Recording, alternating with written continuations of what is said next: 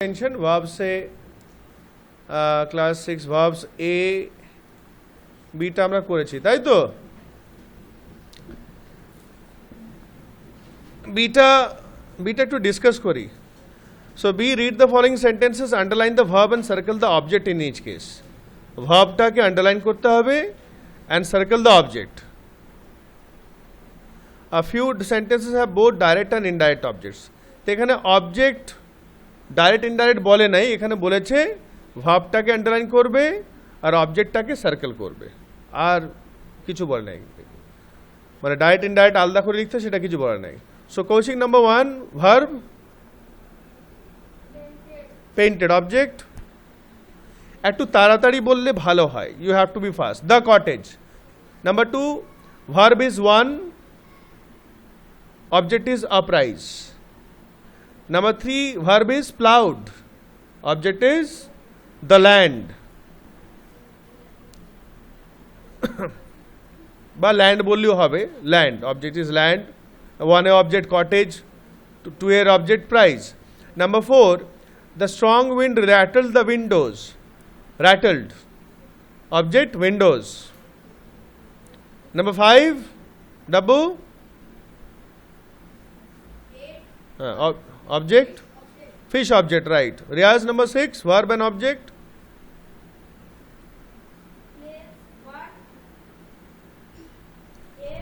flute মানে বাঁশি বাঁশি বাজালো বা বাজায় flute হচ্ছে object. Next কৌশিক 7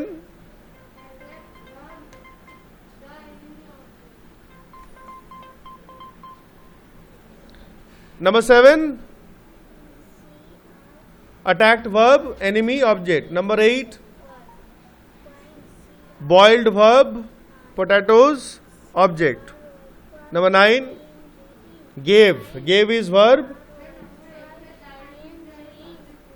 বলো 8 এ ডাইরেক্ট ইনডাইরেক্ট করতে বলে নাই হেডিং এ এটা বলেছে a few sentences have both direct and indirect objects দুটোই আছে ঠিক আছে তাহলে এখানে হ্যাঁ দুটো হয়ে যাবে ডাইরেক্ট ইনডাইরেক্ট বলতে হবে না তা বয়েলড পোটাটোস হবে আর কি আছে তো মিটা ভার্ব কি আছে হ্যাঁ পোটাটোস হ্যাঁ কার্য ফর হ্যাঁ মি পোটাটোস আর মি দুটো হবে ঠিক আছে নাম্বার 9 এ গেভ দুটো হবে নেকলেস হবে আর হার হবে এই নেকলেসটা ডাইরেক্ট অবজেক্ট হচ্ছে হারটা হচ্ছে ইনডাইরেক্ট অবজেক্ট তাই তো নাম্বার 10 টা হবে ফিল্ড আর ডাইরেক্ট অবজেক্ট মানে অবজেক্ট দুটো হচ্ছে tooth cavity R her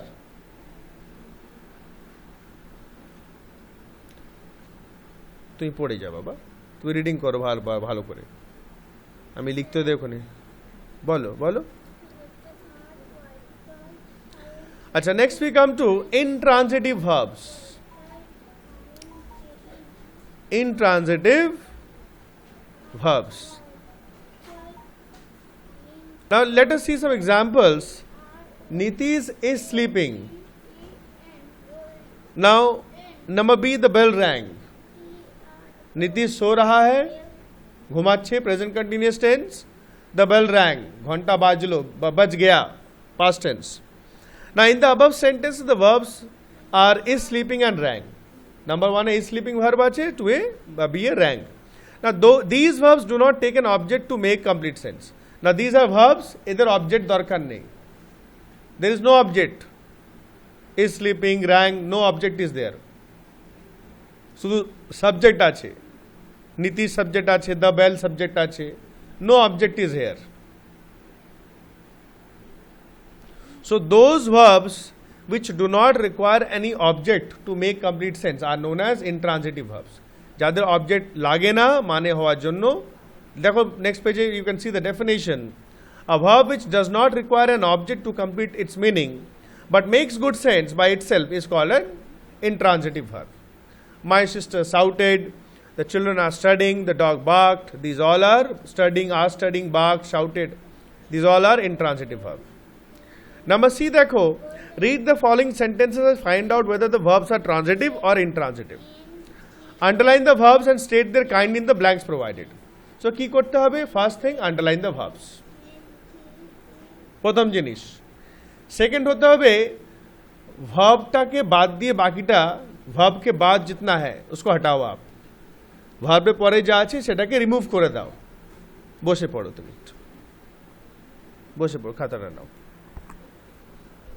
so first thing you have to do, underline the verbs, দিয়ে দেখতে হবে ভার্বটা ট্রান্সিটিভ না ইনট্রান্সিটিভ। খুব ভালো করে মন দিয়ে শুনবে, ভেরি ভেরি ইম্পর্টেন্ট। না ভার্বের পর যদি কিছু থাকে সেটা সরিয়ে দিয়ে যদি পুরো মানে থাকে, দ্যাট ইজ ইনট্রান্সিটিভ। আর ভার্বের পরে যে অবজেক্টটা আছে সেটা ছাড়া যদি ভার্বের মানেটা ইনকমপ্লিট হয় তখন ওটা ট্রান্সিটিভ, মানে অবজেক্ট লাগবে। যেমন number 1, Tania is reading a comic, এখানে ভার্ব হচ্ছে ইজ রিডিং। তাহলে যদি আমি বলি আ কমিকটা সরিয়ে দিই, আমি বলি তানিয়া ইজ রিডিং, তানিয়া পড়ছে, মানে হচ্ছে তো তানিয়া পড়ছে। তো এখানে ভার্ব হচ্ছে ইজ রিডিং, কি হবে? অবজেক্ট দরকার নেই, ইনট্রান্সিটিভ, অবজেক্টের দরকার নেই। নাম্বার 2টা দেখো, the milkman is ringing the bell, verb কি হচ্ছে ইজ রিঙ্গিং।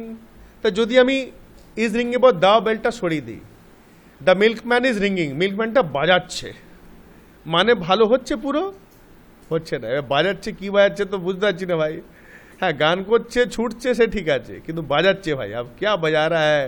गधे को बजा रहा है, अपने लौंडे को बजा रहा है, किसको बजा रहा है? मतलब देयर मस्ट बी समथिंग, তাই তো, there must be some object. তো ইজ রিঙ্গিংটা হচ্ছে ভার্ব, আর দ্য বেলটা অবজেক্ট। অবজেক্ট ছাড়া কিন্তু মানেটা পুরো হচ্ছে না, তাই তো। So this will be transitive verb. Is ringing underline transitive verb. দুটো এক্সাম্পল বললাম, বাকি তোমরা করবে। নেক্সট দেখো, verbs of incomplete predication or incomplete verbs. The boy is honest, he is a good sportsman, the play was interesting. এখানে দেখো verbs গুলো কি আছে, they are being verbs. being verbs মানে कुछ होना, কিছু হওয়া, এগুলো অ্যাকশন verbs নাই। verbs হচ্ছে কিন্তু verbs দেখো 3 প্রকার হয়, একটা হচ্ছে ডুইং ভার্ব, একটা হচ্ছে being verb, is, am, are, was, were, আর একটা হচ্ছে পজেসিভ, পজেশন, হ্যাজ, হ্যাভ, হওয়া, কারো কাছে কিছু থাকা, হ্যাজ, হ্যাভ, হ্যাড, এগুলো বলে পজেসিং ভার্ব। 3 টাইপস অফ, এগুলো সবই ভার্ব। ভার্ব শুধু এটা নয়, ভার্ব মানে ভুল যাও কি খালি ডুইং ভার্ব ভার্ব আছে, না। 3 টাইপস। 1 ডুইং ভার্ব হলো যেগুলো কাজ, অ্যাকশন হচ্ছে, কাজ হচ্ছে। সেকেন্ড হচ্ছে being verb, is, am, are, was, were. আর থার্ড হচ্ছে পজেসিং, হ্যাজ, হ্যাভ, হ্যাড। 3টে, किसी के पास क्या है ওটা বোঝায়। সো এখানে দেখো 3টি এবিসি, ইজ, ওয়াজ, এগুলো সব কিন্তু কোনো অ্যাকশন ওয়ার্ড নয়। These are being verb, B E I N G, being verb বলা হয় এদেরকে। So here the verbs is, was do not take an object, but when the words honest, a good sportsman and interesting are added, the sentence is complete. তাহলে এখানে কিন্তু is এদের সঙ্গে ওটা লাগালে কিন্তু তবে গিয়ে কমপ্লিট মানে হচ্ছে। আমি যদি বলি দ্য বয় ইজ, ছেলেটা হয়, ইনকমপ্লিট। অনেস্ট লাগালে কমপ্লিট হচ্ছে, অনেস্ট বা অন্য কিছু। He is a good sportsman, স্পোর্টসম্যানটা লাগালে কমপ্লিট হচ্ছে। সিমিলারলি দ্য প্লে ওয়াজ সঙ্গে ইন্টারেস্টিং বা বোরিং বা ডাল আমরা কিছু লাগাতে পারি, তবে গিয়ে কমপ্লিট হবে। আরও কিছু আছে দেখো।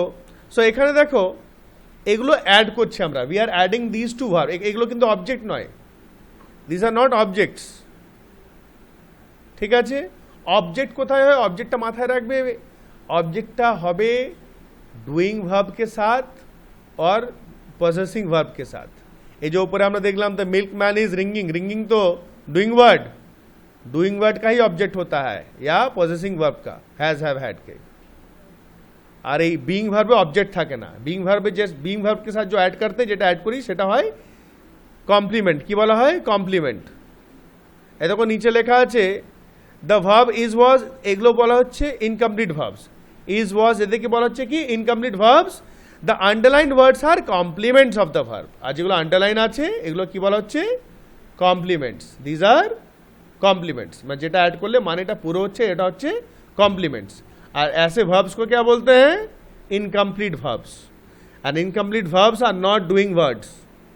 incomplete verbs are not doing verbs, মাথায় রাখবে এটা। রেকর্ডিং হচ্ছে, বাড়ি গিয়ে ভালো করে দেখবে কিন্তু, আর যারা বাড়িতে আছো তোমরাও ভালো করে বুঝে নিও।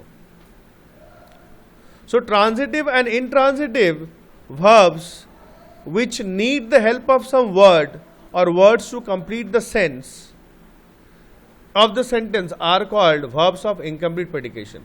তা ট্রান্সিটিভ হতে পারে বা ইনট্রান্সিটিভ হতে পারে, যার সঙ্গে কিছু ওয়ার্ড লাগিয়ে তার মানেটা পুরো করতে হবে, এদের এই ভার্বসকে বলা হয় ভার্বস অফ ইনকমপ্লিট প্রেডিকেশন।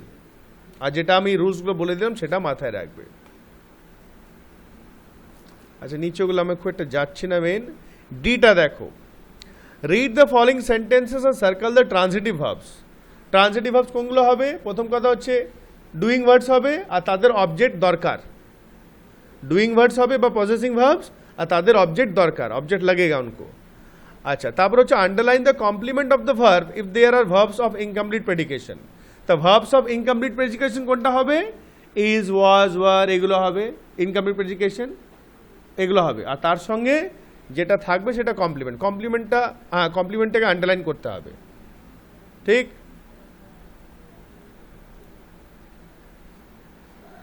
আর কটা কি আছে? এখন অনেকগুলো আছে, ঠিক আছে। আর বেশি করলে ঘুলিয়ে যাবে সব। সো সি অ্যান্ড ডি এটা করো, সিটা করো আগে, তারপর ডিটা তো বাড়িতে করবে।